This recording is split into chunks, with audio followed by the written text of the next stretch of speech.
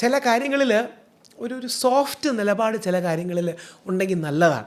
അതായത് ജാസ്മിൻ അങ്ങനെ ആരെയും മനഃപൂർവ്വം വേദനിപ്പിക്കാൻ പോയതാണെന്ന് എനിക്ക് തോന്നുന്നില്ല, ഒരു പ്രശ്നം ഉണ്ടാക്കാൻ പോയതാണെന്ന് തോന്നുന്നില്ല.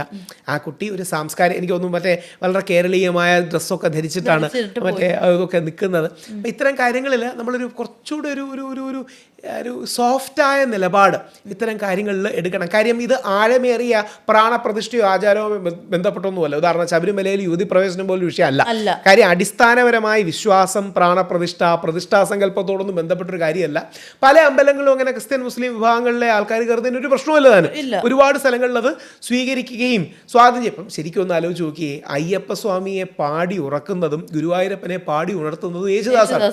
യേശുദാസ് എന്ന് പറയുന്ന നമ്മുടെ അതുല്യനായ ഒരു കലാകാരനാണ്. ദേവരാജ മാസ്റ്റർ യഥാർത്ഥത്തിൽ അങ്ങനെ ഈശ്വരവിശ്വാസി ഒന്നും ആയിരുന്നില്ല. ദേവരാജ മാസ്റ്ററാണ് ഹരിവരാസനത്തിന് ഈ കാണുന്ന രീതിയിൽ ഈണം കൊടുക്കുന്നത്. പണ്ടേ കുളത്തൂർ അയ്യരും പണ്ട് കോന്നകത്ത് ജാനകിയമ്മയൊക്കെയാണ് അതിനെ ആദ്യം ക്രോഡീകരിച്ചത്. പക്ഷേ ഈ രീതിയിൽ കൊടുക്കുന്നത് യേശുദാസാണ്. നമ്മുടെ കലാമണ്ഡലത്തിലെ ഏറ്റവും വലിയ കലാകാരന്മാരിലൊന്ന് കലാമണ്ഡലം ഹൈദരലി ആയിരുന്നു. അങ്ങനെ എല്ലാവരും അങ്ങോട്ടും ഇങ്ങോട്ടും പരസ്പരം പഠിക്കുകയും മറ്റും ചെയ്യുന്നത് ഒരു വലിയ സെലിബ്രേഷനാണ്.